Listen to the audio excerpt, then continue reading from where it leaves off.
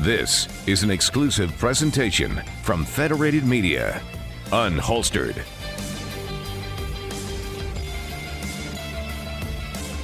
We are back. It is time for Unholstered here on WOWO. My name is Kayla Blakesley, just one of your hosts here on Unholstered.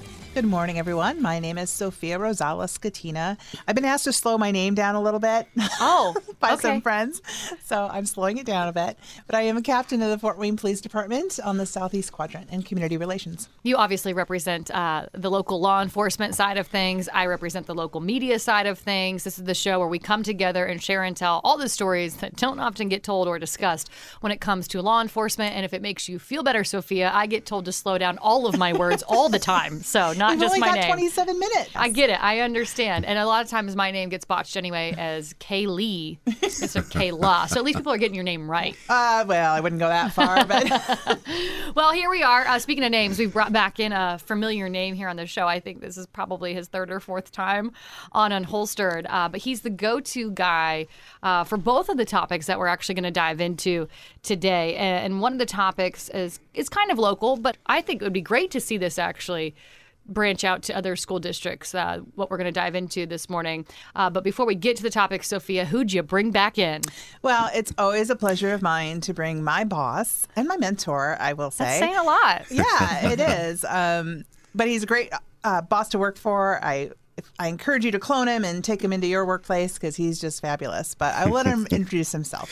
Well, thank you. I'm blushing on radio. So, my name's Mitch McKinney. I'm a deputy chief for the Fort Wayne Police Department, and again, Southeast Division and Community Relations Division. And thanks for having me again. You know what else I'd like to clone you for, other than working for us, is to MC all of our events, because I have been to an event that you MC'd before and you slayed. It was fabulous. It's fun stuff. It was so fun. Good to work in the community that way. Well, speaking of working in the community, what a great segue, unplanned. Mitch, you kind of helped lead this charge for this safety referendum that was put forward for Fort Wayne Community Schools. And that's the topic I actually want to start with today. We're going to get to talking about some school resource officers later on in the program. But I want to start with this referendum because Fort Wayne Community Schools, at this point, it got voted on, it passed. And so now Fort Wayne Community Schools making good on this referendum. And something I want to point out that I've learned from you is that Fort Wayne Community Schools is actually the largest school district in Indiana. That's correct. It's just absolutely huge. But a piece of that referendum that I specifically want to talk about are the metal detectors, if you will, that will be going into place. But before we even get to all of that, can you refresh our memories for folks who maybe are like, Kayla, I have no idea what you're talking about. What is/was this referendum? Fort Wayne Community Schools worked diligently on this with Matt Schiebel and with Mike Manuel, Tom Miller, together with Dr. Daniel. Don't forget Charles Kamek, has since retired, to make sure that we have safety in our secondary schools based off of basically what's happening across the country. Yeah. And we want to make sure that our schools are secure. And you have to look at a system for us where we as Fort Wayne Police Department are in a contract with Fort Wayne Community Schools, but we have 6 full-time school resource officers for the largest school corporation in the state of Indiana. And it's one of those we backfill with school security officers, but it was time to take a good look at what our security really was for our schools. And this whole core at Fort Wayne Community Schools came together and brought together a really good plan. And did they bring it to Fort Wayne PD? Is that how that worked? Or how did you guys get involved? So we're in contract with Fort Wayne Community Schools. So we were at the table from day one, and our former chief, Steve Reed, was at the first couple of meetings and then passed that off to me. Since we supervise the school resource officers, it just made sense that I was at that table to sit there and review what they have brought up, ideas they brought back from other school corporations to see how we can integrate those into our schools. There were a lot of different pieces of this referendum, but I feel like the piece that got the most attention was the piece about these metal detectors. And why I specifically wanted to talk about this today is because, if parents have kids within the Fort Wayne Community Schools district and they're coming home saying, Mom, Dad, this is happening. This is in fact happening. The metal detectors are going up, is my understanding, Mitch. Oh, they're absolutely there. They've been working in a pilot program since last Thanksgiving. So, okay, talk to us about the metal detectors, because Sophia said something off the air that I think is really important to say on the air. Yes, can we call them weapon detectors? Can we call them that? I mean, that's the purpose of them, right? It's not just for guns. That's right. People are going to label them. Yeah, people are going to label them. But that's what people are most familiar with, like when you go through metal detectors at the airport or something like that. So people understand what it is. But it's not just guns that they're looking for. Right, and that's what I think is the important piece of the story to tell, Sophia. Yeah, so through my career as a police officer, we always get like these alerts from other officers or other jurisdictions. It gets passed around through law enforcement of just making us aware of different weapons that are disguised as other things.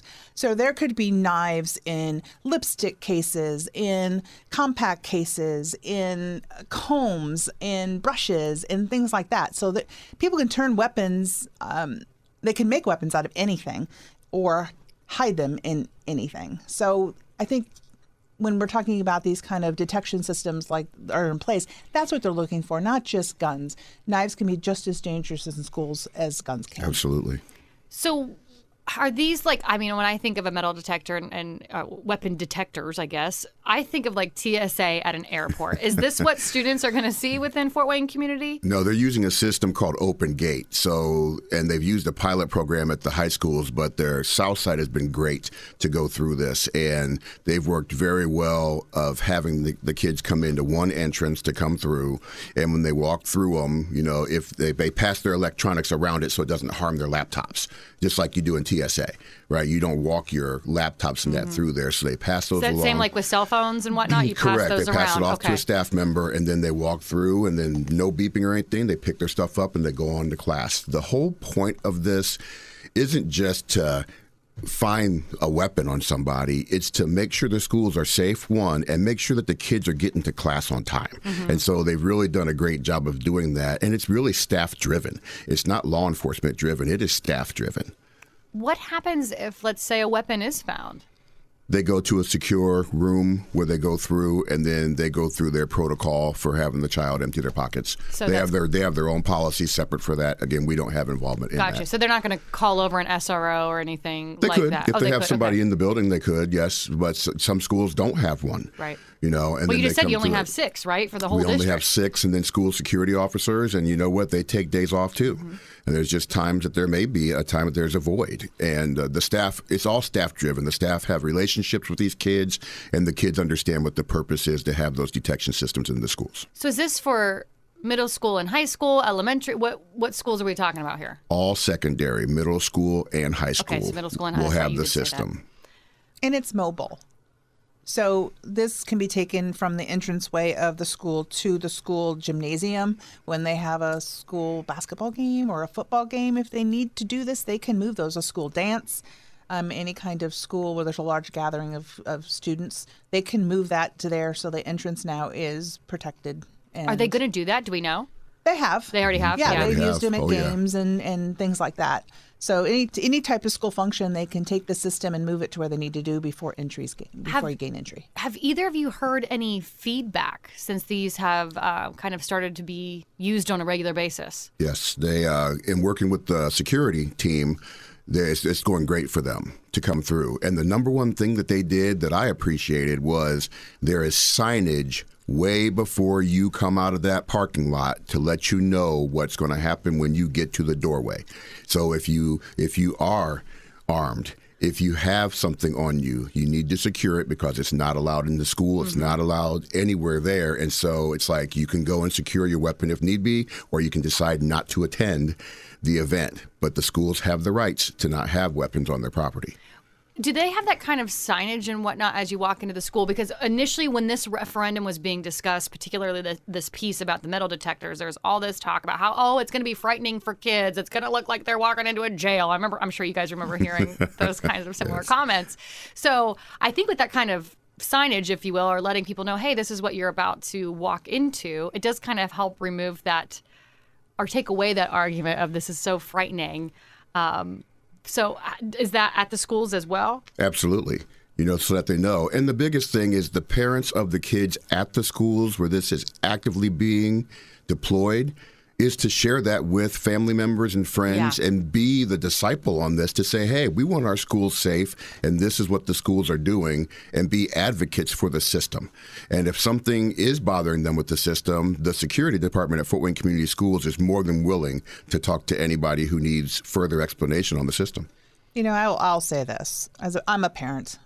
And if my kids had to go through this to go to school, I'd be okay with it. Do I like it? Do I think we should be at this point? No. But I also am realistic in the fact that this is where we are. Mm-hmm. So to me, this isn't scary. What's scary is a child going to school and with even the question of, am I safe today? Yeah. That's what's scary. Actually seeing someone get shot or stabbed, that'd be more traumatic and scary than going through some kind of device that half these kids don't even know what it is. They just pass through and it's all good.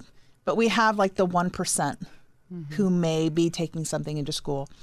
And that's what this is aimed to kind of weed out. Do we know if it's helped identify some weapons? Have there been many confiscated because of these metal detectors? I don't know that information. Okay, I'm going to ask you another question that I don't know if you know the answer to. Do you foresee or do these plan on being implemented at the elementary schools? I would say no. I would think that secondary school is where it's going to be at. We as a department, and we have a great safety village, and Officer Ingram does an excellent job of utilizing the Eddie Eagle program. Mm-hmm. And in that case in point, there was a child that found a weapon outside of the courthouse because he had taken that program. I remember that. Yeah. Went and saw behind a bush, saw a weapon, went and got an adult and told them that. And the adult knew it was matter of fact and walked over, and sure enough, they went and got court security and they confiscated the weapon. And that's what we do for our elementary kids. Mm-hmm.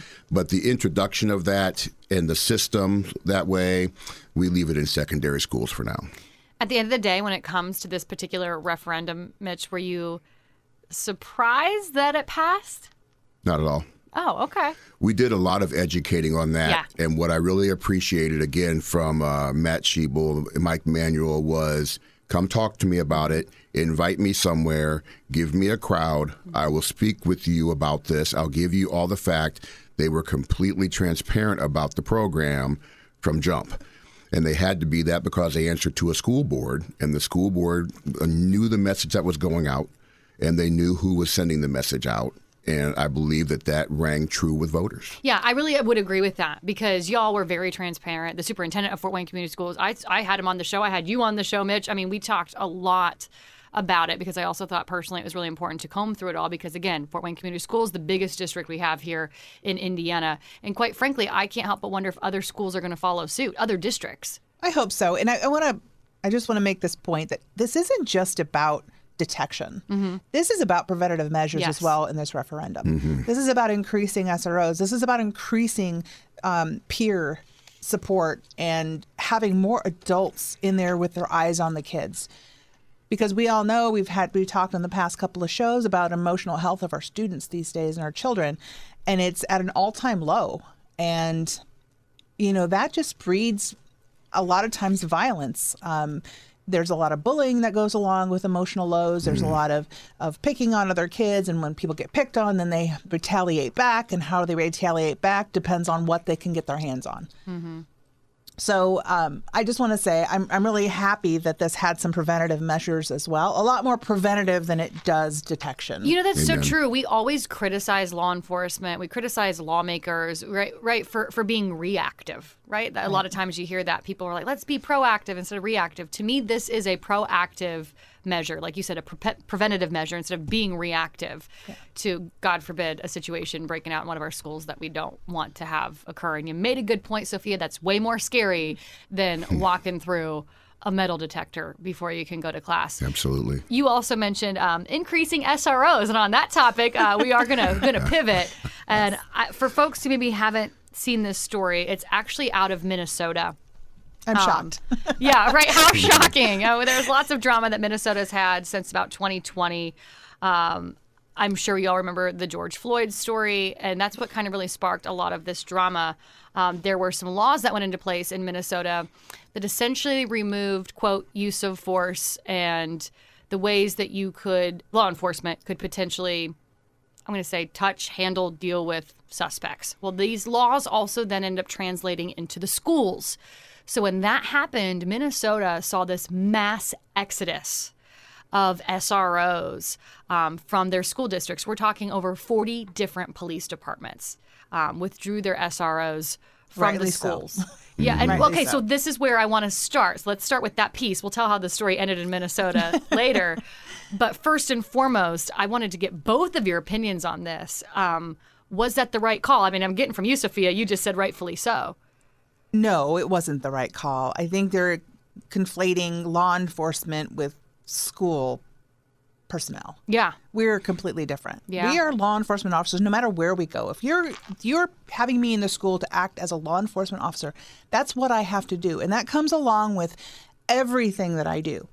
I'm the one that makes that determination. And if I'm wrong, there are courts that hold me accountable. But you cannot curtail what I do because a knee-jerk reaction to something you didn't like somewhere else that had nothing to do with anything that happened in the schools. Yeah, and can you give an example, like of a case that use of force might be used in a school with an SRO? Oh, sure. I mean, there's plenty of times. You can see the videos. I mean, you can just kind of scour the internet and you can pick up these videos of schools because now the body cams are everywhere. Yep. You're actually seeing what people are doing. So I just watched a video the other day of this young lady who had been suspended from school. They asked her to leave. She refused to leave. And it was like 25 minutes of this officer just asking her to leave, and she's just cussing him Was up it in and Minnesota? down. He could only ask her, could only talk to her. But I was just like, okay, it's time for an arrest. Yes. If she's not going to leave. And then she's on the phone talking to her mom, telling him she's hitting him. And clearly he's not doing anything. He's not even touching her. He's hitting me. He's pushing me. And clearly he wasn't doing anything. And at that point, you've asked him to leave once, maybe twice. At that point, you are now under arrest, and I'm going to use the force necessary to take you into custody. When I think of all those videos that have also surfaced, you see students just beating almost to near death a lot of their teachers sometimes. And I'm like, Yeah. are you telling me in the state of Minnesota, a police officer couldn't hop on that kid and rip the student off and separate this fight? And according to a lot of these laws in Minnesota that were passed, you couldn't. And so it was mind-blowing to me. So, Mitch, would you have supported this like mass exodus of SROs? Absolutely. I would have pulled them out of the schools. You would have. Okay. Yep. I would have told them all, you're done today. Yeah. I'll come back here. I'll give you a reassignment here because, like, here, we're a union town here, and it would be one thing to come through straight with the union. Hey, I'm pulling these people out of the schools based off of this because they're not safe. The officer's not safe in that. So what is it going to take for someone who's outside of the school, whose kids tell them this is what they can't do to us in the school? What does that mean for anybody entering the school building? How am I being restricted as a law enforcement officer? We have rules to abide by, as Sophia said. If I do wrong, well, there's a federal court of appeals, and if I do wrong, I'm going to end up somewhere I don't want to be. And I know how to do my job, and our officers are well trained. And we go and we apply what we need to take care of the situation. Refresh my memory too, Mitch, just for sake of conversation. You oversee the school resource officer program within the Fort Wayne Police Department, right? Correct. So is there a certain level, I'm also assuming, of training that these SROs get before they even walk into a school? They go through from the National Association of School Resource Officers. That's every SRO in the country goes through the same training. Okay. It's a one-time certification, but they have continuing education every year. But they go through the same training that every officer in the state of Indiana has to go through. There's no separated training that way. They still have use of force, defensive tactics, firearms, driving, CPR, all kinds of training, right, that we have to have done. But we have some specialty training that they go to in different times of the year. But they're police officers, as Sophia said. They are trained police officers. If I need them to come out and go work the street, that's what they're going to do today. Come out of the school, I need you to work the street.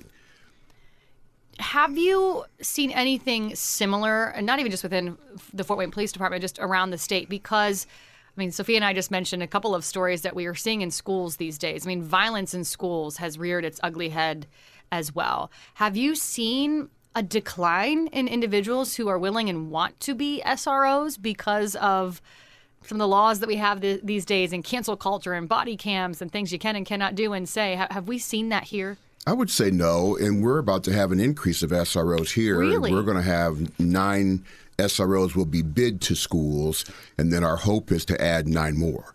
to come through. It's just an agreement that we know that we have more ground to cover, and we're just going to try to do the best we can to accommodate. And that was part of the school safety referendum, that they offered that to us, and we're going to try to accommodate that. It takes time to do that, but I believe you're going to see officers willing to go work in the schools. We have plenty that work there as school security officers part-time, and they would love to do that full-time for their job. I don't know why that surprises me.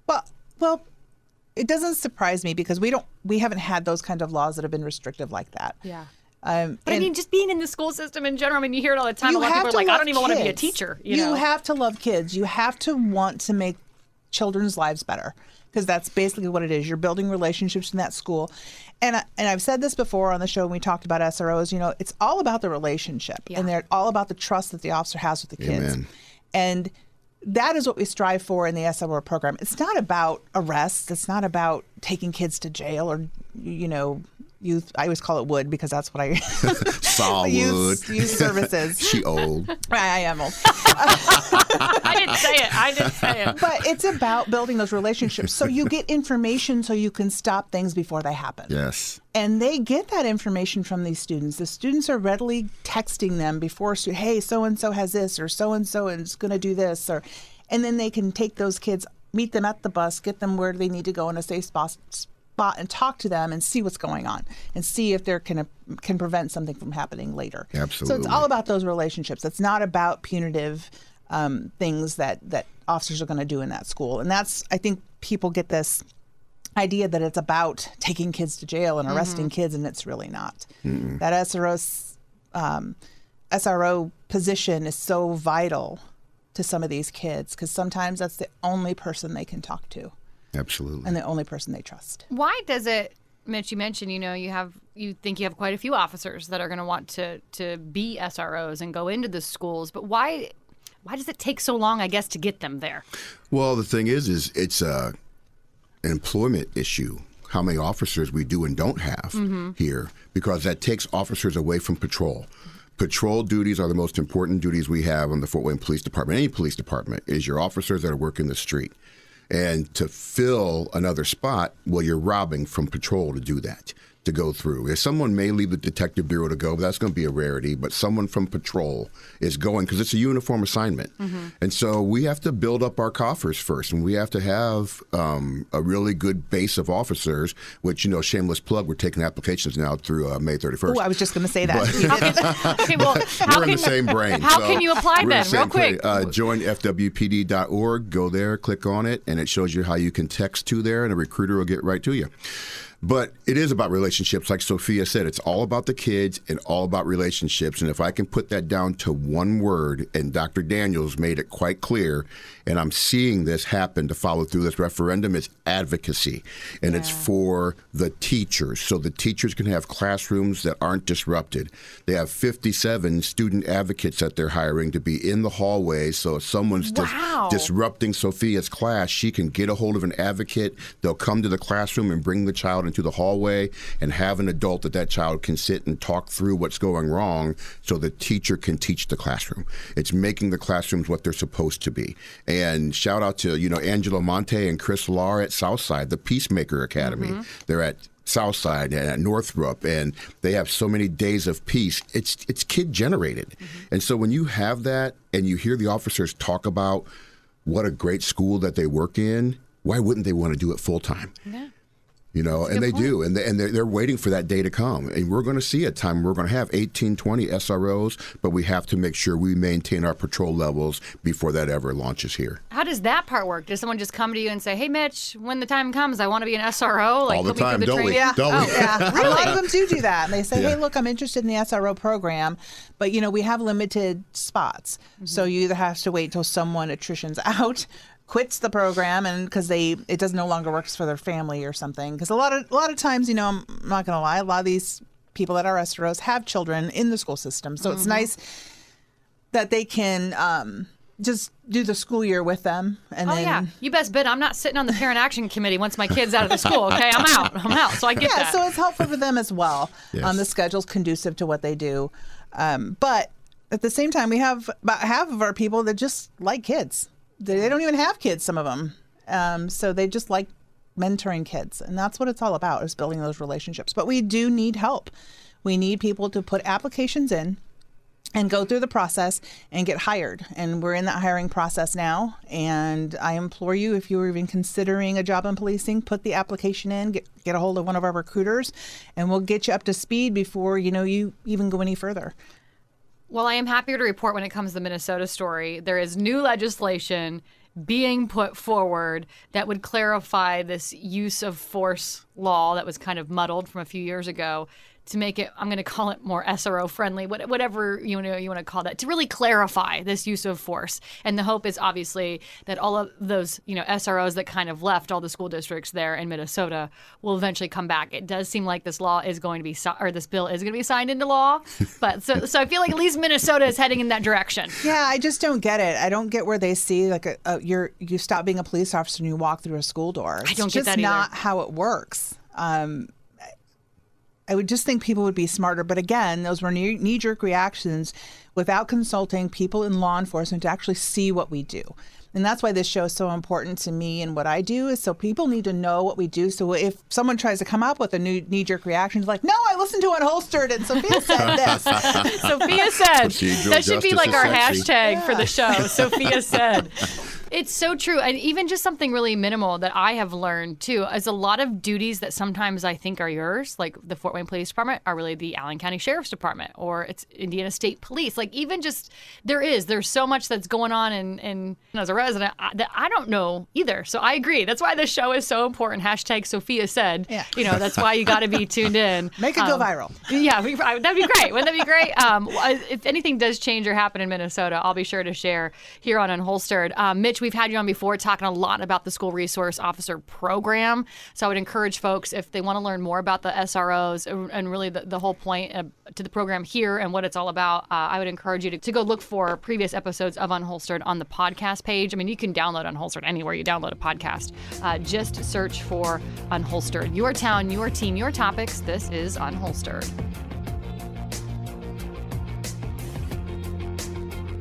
Thanks for listening to Unholstered. Be sure to subscribe on Spotify, Apple, Google Play, or wherever you listen to podcasts. Just search Unholstered.